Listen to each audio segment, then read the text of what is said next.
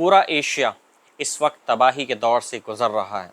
Vietnam के long बे में पर्यटकों से भरी एक बोट पलटने से 37 लोगों की मौत हो गई है।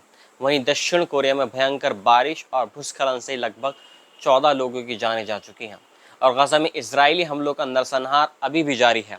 शनिवार दोपहर लॉन्ग बे में तेज तूफान के चलते वंडर सी बोट पलट गई। इस बोट में 48 सैलानी और 5 क्रू मेंबर सवार थे।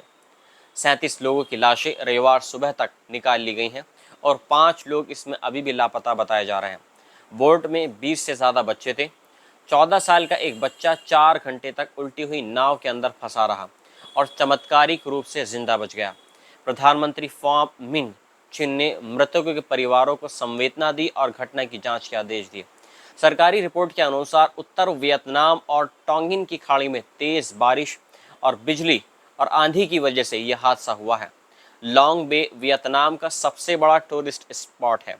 यहाँ हर साल लाखों पर्यटक आते हैं। वहीं दूसरी तरफ दक्षिण कोरिया के साथ ही रीजन में मूसलाधार बारिश ने तबाही मचा दी है। अब तक 14 लोगों की इसमें जानें जा चुकी हैं, जिनमें से 8 लोग सांचियो काउंटी में मारे गए हैं। भूस्खलन और बाढ़ की वजह से हजारों लोग वहां पर बेघर हो गए हैं। गोमप्योंग शहर में 70 साल की महिला की घर गिरने से मौत हो गई है और एक 40 साल का व्यक्ति पानी में बह गया। पिछले 5 दिनों में कुछ इलाकों में 800 मिलीमीटर से ज़्यादा बारिश हो चुकी है और करीब 13,000 लोगों को सुरक्षित जगहों पर पहुंचाया गया है। दक्षिण कोरिया में जुलाई में मानसून सीजन आ जाता है, लेकिन इस बार बारिश ने पिछले सारे रिकॉर्ड तोड़ दिए हैं। एक्सपर्ट्स का कहना है कि जलवायु परिवर्तन की वजह से ऐसे हादसे अब ज़्यादा होने लगे हैं। गजा पट्टी में इजराइल का कहर लगातार बढ़ता जा रहा है। अक्टूबर 2023 से शुरू हुए इस हमले में अब तक करीब 59,000 फिलिस्तीनी मारे जा चुके हैं। ज़्यादातर मृतक मासूम बच्चे और महिलाएं हैं। गजा के अस्पताल तबाह हो चुके हैं।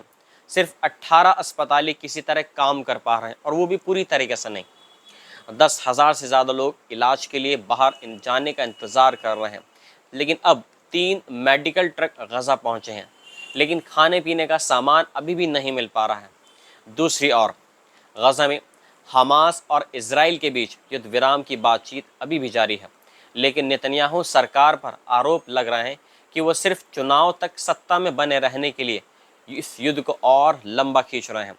इजराइल के पूर्व डिफेंस मिनिस्टर ने नेतन्याहू पर युद्ध लंबा खींचने का इल्ज़ाम लगाया है। उन्होंने कहा है कि आप जानवरों जैसा बर्ताव कर रहे हैं गजा के लोगों के साथ में। आपने 1200 के बदले में 59,000 लोगों को मार दिया और पूरे गजा को तबाह और बर्बाद कर दिया। सिर्फ आपका ये मकसद सिर्फ इसलिए है क्योंकि आप इजराइल की सत्ता में बना रहना चाहते हैं, इजराइल के प्रधानमंत्री बने रहना चाहते हैं। मिलता हूँ मैं आपसे एक नई रिपोर्ट के साथ में। जय हिंद।